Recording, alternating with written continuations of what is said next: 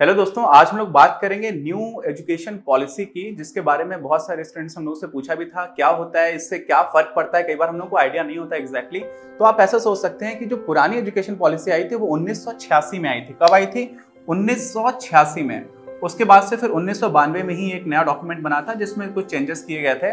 और उसके बाद से 2004-5 के आसपास हम लोगों को देखेंगे तो न्यू जो नेशनल करिकुलम फ्रेमवर्क था, एनसीएफ जिसको हम लोग बोलते हैं, वो बनाया गया था, जिसके हिसाब से हमारी जो एनसीईआरटी की किताबें हैं वो लिखी गई थी। और फिर अपना राइट टू एजुकेशन एक्ट भी आ गया था उस टाइम पर 8-9 में। तो बहुत सारी चीजें होती रही हैं, लेकिन अगर आप एजुकेशन पॉलिसी के नाम से बात करेंगे तो पुरानी एजुकेशन पॉलिसी 1986 में थी और अब आई है 2020 में। तो सोचिए कितने सालों के बाद आई है। 34 साल। 34 साल के बाद कोई एक ऐसा डॉक्यूमेंट आया है जिसके हिसाब से पूरे देश के जो बच्चे हैं उनके ऊपर बहुत ज्यादा बड़ा फर्क पड़ने वाला है। और एक बात बताऊं मैं आपको, इस डॉक्यूमेंट को पढ़ करके बड़ी खुशी हुई। खुशी इसलिए हुई क्योंकि बहुत सारी चीजें बहुत प्रोग्रेसिव हैं, बहुत अच्छे से सोचा गया है, बहुत सारे ऐसे सजेशंस थे जिनको इंक्लूड किया गया है। और हमारे देश में ही जब ये मोदी सरकार 2014 में आई तो उसके बाद से कमेटी बनाई गई थी, फिर दूसरी कमेटी बनी। तो बहुत सारे सजेशंस को देखने के बाद से बहुत सारे सुझावों को इंक्लूड किया गया है और इसमें बहुत सारे ऐसे पॉइंट्स इनको पढ़ करके खुशी होती है। लेकिन यहाँ पर मुझे बाबा साहब भीमराव अम्बेडकर की एक बात याद आ जाती है। जब अपना जो संविधान है 26 नवंबर 1949 के दिन, जिस दिन उसको पूरी तरह से सारे लोगों ने मान करके साइन कर रहे थे, आप लोग अपनी किताब में, एनसीईआरटी किताब में स्टार्टिंग में देखते होंगे, तो जब उस डॉक्यूमेंट पे साइन किया जा रहा था तो वो इस दिन स्पीच देते हैं कि हर देश का जो भी संविधान होता है अपना अपना बनता है और हमारा संविधान बहुत अच्छा बना है, लेकिन इस बात पर डिपेंड करेगा कि ये संविधान कितना अच्छा है जो लोग इसको लागू कर रहे होंगे। तो बात कुल मिलाकर के इंप्लीमेंटेशन किया जाती है ना। तो चलिए स्टार्ट करते हैं। हमारे जो भी इंपॉर्टेंट पॉइंट्स हैं न्यू एजुकेशन पॉलिसी में, उन सबको एक एक करके देखते हैं। जितने भी रेलेवेंट पॉइंट्स हैं उनको सबको कवर करेंगे। तो चलिए, सबसे पहली जो अच्छी बात हुई है इसमें वो हुई है कि 3 साल से 18 साल के बच्चों के लिए जो राइट टू एजुकेशन है, शिक्षा का अधिकार है, उसको एक्सटेंड किया जाएगा। अभी क्या होता है, अभी 6 साल से 14 साल के बच्चे हैं, उनके लिए यह अधिकार रहा करता है और राज्य की जिम्मेदारी होती है कि सारे लोगों को निःशुल्क और कंपलसरी एजुकेशन देगा। तो इसको एक्सटेंड किया जाएगा। अभी कानून में परिवर्तन नहीं हुआ है, लेकिन ये बहुत अच्छी बात है। क्यों अच्छी बात है? जब हम लोग कॉलेज में थे तो अभी मैं हूँ, मानस है, सौरभ है, हम लोग साथ में काम कर रहे हैं। तो मानस ने राइट टू एजुकेशन में कुछ बच्चों का एडमिशन करवाया था। कुछ 20 बच्चे थे जिनका अच्छे प्राइवेट स्कूल्स में एडमिशन कराया। दिक्कत क्या होती थी, राइट टू एजुकेशन बोलता है कि कक्षा 1 से ही हम स्कूल मानते हैं, 1 से 10 तक और फिर +2, ये हमारा सिस्टम चलता है, जिसको हम लोग क्या बोलते हैं, 10+2 सिस्टम बोलते हैं। अभी जो सिस्टम बनकर के आएगा वो हो जाएगा 5+3+3+4। ये क्या है मैं आपको समझाऊंगा, लेकिन अभी के लिए आप समझिए होता क्या था कि कक्षा 1 से अब आपको एडमिशन मिलेगा। तो राइट टू एजुकेशन से आप किसी अच्छे प्राइवेट स्कूल में, जहां पर 25% सीट्स रिजर्व्ड हैं गरीब बच्चों के लिए, उनको आप एडमिशन करा भी देते हो। तो कक्षा 1 में कोई बच्चा गया, कक्षा 2 में कोई बच्चा गया, अब उसने केजी एलकेजी तो पढ़ा नहीं है, एलकेजी यूकेजी ये सारी जो क्लासेस होती हैं, यानी कि कक्षा 1 से पहले की पढ़ाई उसने नहीं की हुई है, तो वो उन बच्चों के साथ जो प्राइवेट स्कूल में पढ़ते थे कंपीट नहीं कर पाता था। क्या नहीं कर पाता था? कंपीट नहीं कर पाता था, उसको झेप लगती थी, तो वो उसका एडमिशन हो जाने के बाद भी छोड़ दिया करता था। तो हम लोगों को रियलाइज हुआ था उस टाइम पर कि पहले से ही स्टार्टिंग होनी चाहिए और ये बहुत अच्छा कदम है। अब 3 साल से 6 साल तक के बच्चों को प्री प्राइमरी बोला जा सकता है, जिसको प्ले ग्रुप बोलते हैं, जिसको नर्सरी बोल सकते हैं, कुछ भी बोल सकते हैं, उसमें उसका प्रावधान किया गया है और अब इसको भी रिकॉग्नाइज किया जाएगा कि हाँ, ये भी पढ़ाई का एक लेवल है जिसमें सबको पढ़ना चाहिए। तो ये बहुत अच्छी चीज हुई है। और इसी में मैंने आपको बताया कि 5+3+3+4 इसका क्या मतलब हुआ। देखिए, 10+2 को देख करके क्या लगता है कि किसी को भी 12 साल पढ़ना है। क्या लगता है? 12 साल। हालांकि हकीकत क्या है, आज जितने भी अच्छे बच्चे हैं, आज जितने भी थोड़े भी ठीक ठाक आर्थिक स्थिति वाले पेरेंट्स हैं, वो अपने बच्चों को एलकेजी यूकेजी ये सब कुछ भेजते, तो 3 साल तो पहले पढ़ लेता है, फिर 12 साल पढ़ता, तो पढ़ता 15 साल है। लेकिन उस चीज को हम लोगों ने आधिकारिक रूप से अपनी पॉलिसी में नहीं माना हुआ था। और जो गवर्नमेंट प्राइमरी स्कूल्स हैं वो तो कक्षा 1 से स्टार्ट होते हैं। आंगनबाड़ियों की स्थिति आप जानते हैं। तो यहाँ पर क्या हो रहा है, यहाँ पर हम शुरू के 5 साल, 3 साल से 8 साल के बच्चों के लिए उनको फाउंडेशन कोर्स देंगे, फाउंडेशन कराएंगे कि उनको सारी चीजें समझ में आ जाए।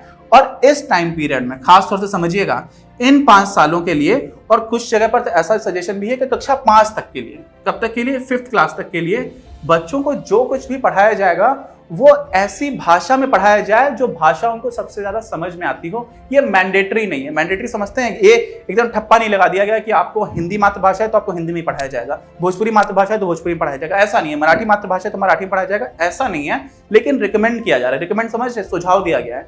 तो जो बहुत अच्छे या बहुत महंगे इंग्लिश मीडियम स्कूल से, मुझे नहीं लगता कि वो स्विच करेंगे, वो अभी भी इंग्लिश में पढ़ाएंगे। लेकिन आप एक तरह से समझिए होता क्या है, अगर घर का ऐसा माहौल है कि पेरेंट्स भी इंग्लिश में ही बात कर रहे हैं, जो कि बहुत महंगे गवर्नमेंट और बहुत महंगे प्राइवेट स्कूल से वहां पर ऐसा होता है कि उनके बच्चे के पेरेंट्स भी हमेशा इंग्लिश में बात कर रहे हैं, तो उन बच्चों के लिए इंग्लिश बोलना, इंग्लिश समझना उनकी मातृभाषा जैसा हो चुका है, तो उनके लिए दिक्कत नहीं है। लेकिन बहुत सारे ऐसे स्कूल है जो कहने को इंग्लिश मीडियम है और बच्चे को एक नई भाषा सीखने में परेशान कर देते हैं।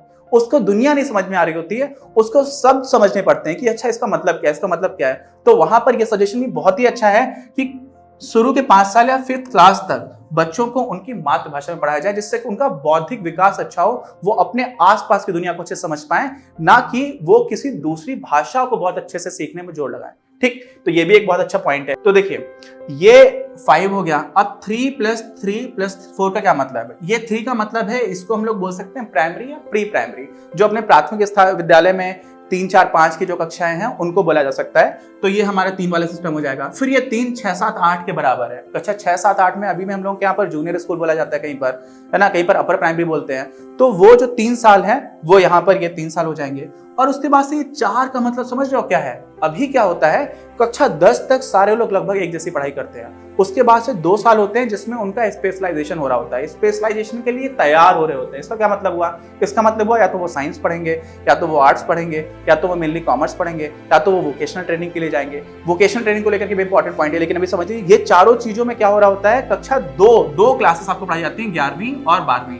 अभी ऐसा बोला जा रहा है कि यहां तक आपका एक जैसा रहेगा, फिर 9, 10, 11, 12 इन चारों ही सालों में आपको क्या किया जाएगा? तैयार किया जा रहा होगा। किस चीज के लिए? जब आपको किस तरह के विषय पढ़ने हैं। और यहां पर एक बहुत अच्छी चीज निकल करके आती है। जब मैं पढ़ाई कर रहा था तो मेरे समय पर 11वीं और 12वीं में यूपी बोर्ड में बायोलॉजी और मैथ्स ये आप एक साथ नहीं ले सकते थे। क्या नहीं ले सकते थे? इन दोनों को एक साथ नहीं लिया जा सकता था। अब मान लीजिए कोई ऐसा बच्चा है जिसको बायो भी पसंद है और जिसको मैथ्स भी पसंद है, अब उसको कक्षा 11 में आकर के एक चीज छोड़नी पड़ जाती थी, है ना। तो यहां पर क्या बोला जा रहा है कि ये 4 साल आपको आपके विषय पढ़ने की सहूलियत होगी, साथ में जो विषय आपको पसंद है आप वो पिक कर सकते हो। तो थोड़ा सा मल्टी डिसिप्लिनरी अप्रोच की बात हो रही है। मतलब समझ रहे हैं कि मुझे फिजिक्स के साथ साथ फिजिकल एजुकेशन भी पढ़ना है, तो वो कॉम्बिनेशन भी आप ट्राई कर सकते हो। तो ये भी बहुत अच्छी बात हुई। अब इसमें एक और बात है जो बहुत ही अच्छी है, कागजों पे तो बहुत ही अच्छी है, मतलब मुझे बहुत ज्यादा पसंद आई। अभी होता क्या है हमारे यहाँ पर इवैल्यूएशन सिस्टम समझते हैं, असेसमेंट, कि बच्चे कैसा परफॉर्म कर रहे हैं, बच्चे अच्छे से पढ़ाई कर रहे हैं या नहीं कर रहे हैं, बच्चों को चीजें समझ में आ रही है या नहीं समझ में आ रही है, इसको कैसे जज किया जाता है। इसके लिए हम लोग पेपर कंडक्ट करा लेते हैं, कोई टेस्ट ले लेते हैं। अब टेस्ट में आप ऐसे सोचो, एक खेल होता है जिसमें ऐसा होता है कि 5 लोग बैठ जाते हैं और सारे लोगों ने 6 गोलियां भर सकते हैं एक रिवॉल्वर में, 6 में से 1 गोली लगाई और उसके बाद से सारे लोग अपने आप को मार रहे हैं। तो अगर आप 5 तो खाली हैं और 1 ही गोली भरी हुई है, तो उसमें क्या हो सकता है कि आपको 1 ही बार गोली लगेगी। तो 5 बार नहीं लगने का चांस है, 1 बार लगने का, लेकिन लग गया तो आपकी मृत्यु भी तो हो सकती है। वैसे ही हमारे अभी एग्जामिनेशंस होते हैं, आपको पूरी साल का पढ़ा हुआ एक दिन आपसे पूछा जाता है। हो सकता है आपने साल में बहुत अच्छे से पढ़ाई की हो, उस दिन आपका एक्सीडेंट हो गया, हो सकता है आपको लूज मोशंस हो जाए, हो सकता है कुछ लोग हैं, इससे मैं जानता हूं कुछ लोगों को। और क्या हो जाता है, हो सकता है कि उस दिन बीमार हो, तो कुछ भी ऐसा हो सकता है कि आपका वो दिन अच्छा नहीं गया, तो आपके पूरे दिन की पढ़ाई है, पूरे साल की पढ़ाई है, वो बर्बाद मान ली जाती है। तो यहाँ पर क्या बोला गया है, यहाँ पर बोला गया है कि अब आपको एनुअल एग्जाम्स देने की जरूरत नहीं है। जब तक कक्षा 8 में पढ़ रहे हो सिर्फ 3 बार देना है। कब देना है? कक्षा 3 में, कक्षा 5 में और कक्षा 8 में। इन्हीं में आपके वार्षिक एग्जाम्स होंगे जो एनुअल एग्जामिनेशंस हैं। बाकी क्या होगा, बाकी क्लासेस में आपका कंटिन्यूअस इवैल्यूएशन चल रहा होगा। कंटिन्यूअस इवैल्यूएशन में क्या होता है कि आपकी क्रिटिकल थिंकिंग कैसी है, आपको सोचना आ रहा है, आप चीजें समझ पा रहे हो, आपका बाकी चीजों का जो आइडिया है, कॉन्सेप्चुअल क्लैरिटी है वो कितनी अच्छी है, आपके एनालिटिकल स्किल्स कितने अच्छे हैं। तो इन सारी चीजों पर आपको मार्क्स मिलेंगे। जो इंटरनल असेसमेंट होंगे, स्कूल के टीचर्स हैं वो लगातार दे रहे हैं, आपको एग्जाम्स कंडक्ट नहीं कराए जाएंगे। ये बात भी है। ये अच्छी इसलिए है क्योंकि इसमें बच्चे को समझ में आ रहा होता है, एग्जामिनेशन का प्रेशर नहीं है, वो सीखने के लिए काम कर रहा है फिर, है ना। अब इसी में जो थोड़ा सा नेगेटिव साइड है वो ये आ जाती है कि हम लोगों के यहाँ पर इसी तरह की व्यवस्था करने की कोशिश की गई थी काफी समय पहले भी, 8-10 साल हो गया, जिसमें हम लोग एक कॉन्सेप्ट लेकर के आए थे, कंटिन्यूअस कॉम्प्रिहेंसिव इवैल्यूएशन का, CCE बोला जाता है, बहुत ही फेमस है। और एक होता है नो डिटेंशन पॉलिसी। 2 चीजें थी।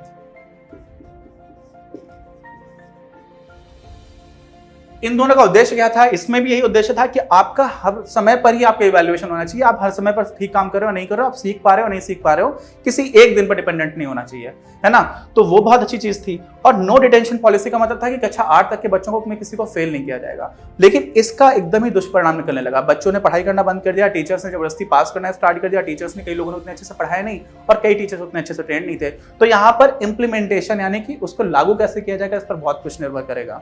ठीक, तो ये बहुत ही अच्छी चीज है, लेकिन इस सब कुछ वही डिपेंड करेगा बाबा अम्बेडकर साहब की बातों में कि इसको लागू करने वाले लोग कैसे हैं। एक और बहुत अच्छी चीज हुई है, वो क्या हुई है, अभी हमारे देश में जो उच्च शिक्षा है उसको रेगुलेट करने वाली 3-4 बॉडीज हैं। 3 खासतौर से आप देखेंगे तो यूनियन ग्रांट कमीशन है, फिर AICTE है जो इंजीनियरिंग कॉलेजेस है ना, इंजीनियरिंग कॉलेजेस उनको रेगुलेट करती है, और उसके बाद से NCTE है, national council for teachers education. तो ये 3 ऐसे संस्थान हैं, ये क्या कराते हैं, BEd MAd वगैरह देते हैं, जो NCTE है, ये सारे मिलाकर के अब एक बॉडी बना दी जाएगी, रेगुलेटरी बॉडी। रेगुलेटरी बॉडी समझते हैं, जैसे RBI सारी बैंक्स को रेगुलेट करता है, नियंत्रण में रखता है, वैसे ही ये संस्थाएं देश में उच्च शिक्षा को नियंत्रित करती हैं। अब एक बॉडी आ जाएगी तो अलग अलग जाने की जरूरत नहीं पड़ेगी, तो ये भी कदम बहुत ही अच्छा है। एक और बहुत अच्छा काम किया गया है, कक्षा 6 से आप वोकेशनल ट्रेनिंग या इंटर्नशिप जिसको बोलते हैं, और साथ में कोडिंग, इसको भी आप स्टार्ट कर सकते हैं। तो ये दोनों ही चीजें ऐसी हैं जो बदलती हुई दुनिया के साथ आप देखेंगे रोजगार के सृजन के लिए बहुत ही अच्छा कदम है। कक्षा 6 से ही आप स्टार्ट कर सकते हैं। और क्या अच्छा हुआ है, और जो आपने आपको बताया था मल्टी डिसिप्लिनरी, क्या बताया था,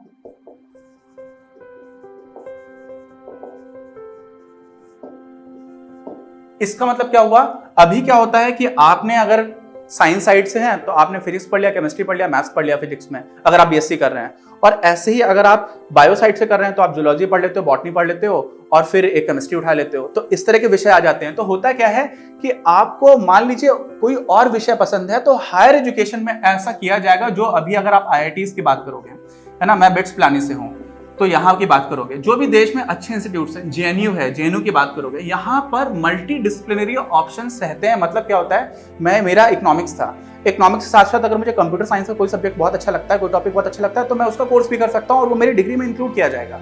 इसी तरह से अगर मुझे म्यूजिक पसंद है, हम लोगों का एक कोर्स था पावा में क्या होता था, पावा में हम लोग वीडियोस बनाना सीखते थे। किस तरह से आप वीडियोस बना सकते हो, आप सोचिए कि इंजीनियरिंग कॉलेज में एक लड़का है जिसको वीडियोस बनाने का शौक है, तो इस तरह की चीजें क्या करती हैं, आपको वो चीज सीखने का मौका देती हैं जो आप वास्तव में सीखना चाहते हो, तो वो विषय आप चूज कर सकते हो। ऐसा नहीं कि पहले से निर्धारित आपको वही पढ़ना है। तो ये लगभग सारे हायर एजुकेशन इंस्टीट्यूट्स में किया जाएगा, ये बहुत अच्छी चीज है। और अभी क्या होता है, अभी बहुत सारे हायर एजुकेशन के लिए टेस्ट होता है, तो हमारे यहाँ पर एक नेशनल टेस्टिंग एजेंसी हो जाएगी जो पूरे देश में हायर एजुकेशन के जो नॉर्मल कॉलेजेस हैं BSc BA करने के लिए, उनके लिए एंट्रेंस एग्जाम लेगी, और एक ही साथ सारे लोगों को क्या होगा, एडमिशन दे दिया जाएगा। ये भी बहुत अच्छी चीज है। अलग अलग इंस्टीट्यूट्स में बच्चे बहुत सारे एग्जाम्स देते हैं, तो वो एक मल्टीप्लिसिटी ऑफ एग्जामिनेशंस को भी खत्म करने की बात होती है। तो ये भी बहुत अच्छा पॉइंट है बच्चों के दृष्टिकोण से अगर आप देखेंगे। अब इसमें एक चीज और निकल करके आती है, आजकल अगर आप पुराने जमाने में लोगों से बात करेंगे, खासतौर में बंगाल है, वहां पर भी कई लोग ऐसे मिल जाते हैं जो बोलते हैं कि मैंने BA सेकेंड ईयर किया हुआ है, मैंने BA फर्स्ट ईयर किया हुआ है, तो उनके पास BA की कोई डिग्री नहीं होती, क्योंकि 3 साल के लिए उन्होंने 1 ही साल पढ़ाई की है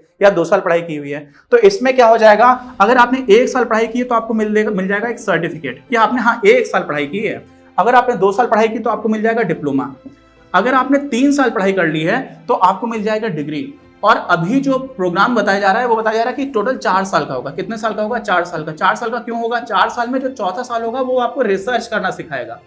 तो अगर आपने 4 साल कर लिया है तो आप रिसर्च करने के बाद से सीधे ही PhD के लिए जा सकते हैं, जैसा कि अमेरिका की बहुत सारे इंस्टीट्यूट्स में नॉर्मली ऐसा होता है। MS करने की जरूरत नहीं पड़ती, बीच में मास्टर्स करने की जरूरत नहीं पड़ती है। तो यहां से क्या हो जाएगा कि जो मास्टर्स डिग्री है उसकी उपयोगिता थोड़े आने वाले समय में कम होना शुरू हो जाएगी, क्योंकि आप डायरेक्टली बैचलर से अंडर ग्रेजुएट प्रोग्राम बोलते हैं उसके थ्रू ही जा सकते हैं। इसमें एक फायदा क्या है, मान लीजिए हमारे गांव में कोई माता जी हैं या पिताजी हैं जिन्होंने किसी कारणवश 1 साल पढ़ाई की, अच्छे से पढ़ाई की, और उसके बाद पढ़ाई छोड़नी पड़ गई। कुछ भी हो सकता है, कई बार आर्थिक स्थिति अच्छी नहीं होती है, कई बार कोई जिम्मेदारी आ जाती है।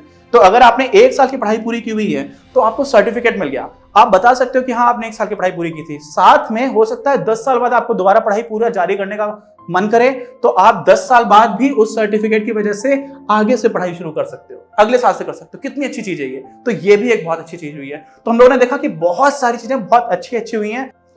तो देखिए मैंने क्या बोला, यहाँ पर बोला एक चीज बोली इंटर्नशिप। इंटर्नशिप समझते हैं क्या होता है, कई लोगों को इसका मतलब नहीं पता, तो मैं ब्रीफ में बता देता हूँ। और दूसरी चीज मैंने बोला कोडिंग। देखो इंटर्नशिप का मतलब होता है कि कोई काम आप कैसे करोगे। कोई काम का मतलब कोई दुकान चलाना है, कोई व्यवसाय करना है, कोई बिजनेस संभालना है, कुछ भी करना है। रिसर्च में भी आप जाकर के रिसर्च स्कॉलर बन सकते हो। जैसे मान लीजिए कि आपको यही सीखना है कि साइकिल का पंचर कैसे ठीक किया जाता है। मान लीजिए इतनी छोटी सी चीज है। छोटी सी चीज क्यों? क्योंकि हमारे रोजमर्रा के जीवन में प्रयोग होने वाली एक चीज है जो हमें पता होनी चाहिए। आपको ये सीखना है कि कोई बिजनेस है वो अपने यहाँ का स्टॉक कैसे बना करके रखता है। आप सामान बेचते जा रहे हो तो आप कैसे हिसाब किताब बना करके रखते हो कि कौन सा सामान खत्म हो गया, किसको कब मंगाना है और वो सामान कहाँ से खरीद रहे होते हो। तो किसी परचूनी की दुकान पर, किसी भी तरह की दुकान पर आप कक्षा 6 के बाद से आप इंटर्नशिप करना स्टार्ट कर सकते हो, मतलब आप काम सीखना स्टार्ट कर सकते हो। इससे क्या होगा? इससे आपको जो रियल लाइफ है उसका आइडिया लगेगा, आपकी एम्प्लॉयबिलिटी यानी कि आपको रोजगार मिले इसके चांसेस बहुत ज्यादा बढ़ जाएंगे। तो ये बहुत ही अच्छी चीज है। हम लोग जो काम कर रहे हैं, यहाँ पर भी बहुत सारे इंटर्न्स हमारे साथ काम करते हैं। उनका काम क्या रहता है? उनका काम रहता है कि नोट्स कैसे बनाने हैं, वीडियोस के लिए स्क्रिप्ट कैसे लिखनी है, और कोई कंटेंट रिसर्च है वो कैसे किया जाना चाहिए। बाकी लोगों को अगर हमें अपनी कोई पोस्ट बना करके डालनी है मार्केटिंग के लिए तो वो कैसे करना चाहिए। ये सारी चीजें भी आप कर सकते हो इंटर्नशिप में। अब दूसरी बात आ जाती है कोडिंग की। आज बच्चों से पूछा जाता है, जब मैं छोटा था तो हमारे यहाँ गणित का बहुत बोलबाला हुआ करता था कि गणित में बेटा कितने नंबर आए, गणित में कितने नंबर आए। तो मेरे गणित में कक्षा 10 में 97 मार्क्स आए थे, जिसमें से 2 विषय हुआ करते थे। एक पार्ट 1 था, उसमें 49 थे, दूसरे में मेरे 48 नंबर थे। और उस टाइम पर यूपी बोर्ड में इतने नंबर कम लोगों के आते थे, तो मुझे बहुत वाहवाही मिलती थी, शाबाशी मिला करती थी। आने वाले समय में क्या हो जाएगा? कोडिंग भी आज डे टू डे लाइफ में आप जो कुछ भी कर रहे हो, ये वीडियो देख रहे हो अगर यूट्यूब पर, वो भी एक तरह का प्रोग्राम की वजह से ही देख पा रहे हो। कोई भी एप्लीकेशन इंस्टॉल करते हो वो भी कोई प्रोग्राम बनाता है। तो आजकल हम लोग कोडिंग से इतने ज्यादा घिरते हुए चले जा रहे हैं ना कि वो हमारे जीवन में उसकी बेसिक अंडरस्टैंडिंग होना बहुत जरूरी हो गया है। और इसी वजह से कक्षा 6 के बाद से आप कोडिंग स्टार्ट कर सकते हो। कोडिंग होता क्या है? कोडिंग एक तरह का एक एनालिटिकल स्किल है। आपको धीरे धीरे सिस्टमेटिकली किसी चीज को, बड़ी प्रॉब्लम को छोटे में तोड़ करके कैसे बनाना है, ये उसका बहुत इंपॉर्टेंट एस्पेक्ट होता है। फिर उसकी कुछ लैंग्वेजेस हैं वो आप धीरे धीरे टाइम के साथ सीखना स्टार्ट कर देते हो। तो ये दोनों चीजें ही बहुत रेलिवेंट हैं और ये भी बहुत अच्छा कदम है जो इस पॉलिसी में इंक्लूड किया गया है। अब बात करते हैं कि इस पॉलिसी में कौन कौन सी ऐसी कमियां हैं जिसको लेकर के बहुत सारे जो विद्वान लोग हैं वो इसको पॉइंट आउट कर रहे हैं। तो पहली कमी आती है कि हम लोगों ने अब बोला है कि हम 6% अपने जीडीपी का, सकल घरेलू उत्पाद का शिक्षा में खर्च करेंगे। तो लोग सोचते हैं कि इसमें क्या बात, ये तो बहुत अच्छी चीज है। तो कमी ये है यार कि हम लोग 1966 से ऐसा बोल रहे हैं, है ना। 50-60 साल से 60 साल से ज्यादा हो गया, 64 साल पहले हम लोगों ने बोला था और अभी तक नहीं कर पाए हैं। तो आप बोलोगे कोई बात नहीं, अभी तक नहीं कर पाए तो हम बात तो कर सकते हैं, लेकिन ये चीज कैसे करेंगे? कोई कानून में प्रावधान हो, कुछ ऐसा हो, कोई रास्ता बताया जाए, इसको इंप्लीमेंट कैसे करेंगे, इसके ऊपर पूरी तरह से पॉलिसी डॉक्यूमेंट साइलेंट है, कुछ बोल ही नहीं रहा, चुप्पी साध के बैठा हुआ है। तो आपने बातें तो बहुत अच्छी कर ली, उसको इंप्लीमेंट कैसे करोगे वो तरीका पूरा नहीं बताया गया। तो एक ये इसकी बहुत बड़ी कमी आ रही है। दूसरी कमी क्या है? इस समय हमारे देश में लगभग 80 लाख अध्यापक हैं। कितने अध्यापक हैं? 80 लाख टीचर्स हैं। और स्टूडेंट्स कितने हैं? लगभग आप समझ लीजिए 30 करोड़ से ज्यादा हैं। अब इतने सारे लोग हैं, इसमें से जो 80 लाख टीचर्स हैं, इनको किस तरह से आप ट्रेन करोगे इन सारे कामों के लिए, इसके ऊपर कोई बातचीत नहीं है। तो आपने बता दिया कि ऐसे ऐसे खाना है, अच्छा खाना खाएंगे, बनेगा कैसे वो नहीं बताया, बनाने वालों को ट्रेन कैसे करेंगे वो नहीं बताया। तो ये भी इसका एक बहुत बड़ा बोला जा रहा है कि फ्लॉ है। आपने बता दिया, अच्छे सपने दिखाए, लेकिन उनको पूरा नहीं कर पाएंगे। एक चीज आ रही है। ऐसी एक चीज आ रही है जिसमें हम लोग को बात किया थी एडल्ट एजुकेशन की। एडल्ट एजुकेशन और सेक्स एजुकेशन में अंतर होता है। एडल्ट एजुकेशन का मतलब है कि हमारे यहाँ पर कुछ लोग हैं, वयस्क लोग हैं, जिनको उतनी शिक्षा अच्छे से नहीं मिल पाई थी, तो वो जो स्कूल्स हैं, स्कूल कॉम्प्लेक्सेस हैं और पब्लिक लाइब्रेरीज हैं, वहां पर इनको शिक्षा का प्रावधान होगा और स्कूल्स के बाद उनके लिए क्लासेस चलेंगे, जो बहुत ही अच्छी चीज है। लेकिन बहुत सारे ऐसे विद्वान हैं जो बोलते हैं कि भारत में सेक्स एजुकेशन को लेकर के बच्चों को बताया जाना बहुत ही ज्यादा जरूरी है। जो भी दुनिया के विकसित देश हैं उन पर ये सारी चीजें बहुत अच्छे से बताया जाता है। सेक्स एजुकेशन का पूरा अच्छा करिकुलम रहता है और इसको लेकर के पॉलिसी पूरी तरह से शांत है। ये भी एक कमी है। एक और कमी है, हम लोगों ने बात की थी कक्षा 6 में इंटर्नशिप की, हम लोगों ने बात की कोडिंग की। तो इंटर्नशिप एक तरह से वोकेशनल ट्रेनिंग होती है। वोकेशन समझते हैं, आपको एक प्रशिक्षण मिल रहा होता है कुछ काम करने का, जो आपके रोजगार परक क्षमता को बढ़ाता है। लेकिन समस्या क्या होती है? अगर आपको IAS बनना है तो आप यूपीएससी द्वारा कंडक्ट एग्जामिनेशन होता है, सिविल सर्विसेज एग्जामिनेशन, CSE बोलते हैं। अब सिविल सर्विसेज एग्जाम देने के लिए अगर आपने वोकेशनल ट्रेनिंग की हुई है तो आप एलिजिबल ही नहीं हो, आप योग्य ही नहीं हो। इसी तरह से अगर आपको किसी अच्छे कॉलेज में एडमिशन लेना है, DU के किसी अच्छे कॉलेज में जाना है, कहीं पर जाना है, तो आपको वोकेशनल ट्रेनिंग जो आपने की हुई है उसको वैधता नहीं दे रखी है एडमिशन के लिए। तो इस वजह से होता क्या है, आप भले ही खूब बोलो कि आपको स्किल इंडिया करना है या कुछ भी करना है, ये विद्वान लोग ऐसा बोल रहे हैं। तो आप जब तक उसको रिकॉग्नाइज नहीं करोगे, उसको पहचानोगे नहीं, उसको महत्व नहीं दोगे, तो बच्चे क्यों करेंगे? तो आपने कागजों में तो बोल दिया, लेकिन आप उसको रिकॉग्नाइज करना स्टार्ट करो, ये भी इसकी एक कमी बताई जा रही है। लेकिन उसके बाद भी बहुत ही अच्छा प्रोग्रेसिव डॉक्यूमेंट है, जिसमें बहुत सारी चीजें बहुत अच्छी बोली गई हैं। और इसमें एक चीज आप लोगों को और अच्छी लग सकती है, मैंने बताया था कि अच्छा 3, 5 और 8 में आपको साल भर का एग्जाम देना रहेगा। बाकी में एक आइडिया है कि आपको टीचर्स भी एवेल्युएट करेंगे, मतलब टीचर्स भी आपको मार्क्स देंगे, आप खुद अपने आप को भी मार्क्स दोगे। आपको खुद को समझ में आएगा कि आपने कैसा काम किया है, और खुद के साथ साथ आपके फ्रेंड्स भी, आपके सहपाठी भी। आप दोस्ती अच्छे से बना करके चलनी पड़ेगी, क्योंकि अगर आपने दोस्ती अच्छे से नहीं की तो आपको कम मार्क्स मिल जाएंगे। तो आपके जो सहपाठी हैं, आपके साथ क्लास में पढ़ने वाले लोग हैं, वो लोग भी आपकी परफॉर्मेंस को इवैल्यूएट करके मार्क्स देंगे। ये आइडिया भी बहुत इंटरेस्टिंग है, क्योंकि इसमें किसी एक के ऊपर डिपेंडेंस नहीं है, आपका ओवरऑल जो पर्सनालिटी है वो निखर करके आएगी। आपको सारे लोगों से बातचीत करने का भी एक अच्छा सिस्टम मिलेगा। तो कई सारी अच्छी चीजें थी, कुछ चीजें हैं जो उतनी अच्छी शायद नहीं है, जिस पर और काम करने की जरूरत है। लेकिन सरकार भी हमारे समाज का एक हिस्सा है, उनके साथ मिलकर के हम, आप और सारे लोग अपने देश को शिक्षा में बहुत आगे ले जाएंगे। पढ़ेगी इंडिया तो बढ़ेगा इंडिया। मिलते हैं हम लोग अपने अगले वीडियो में।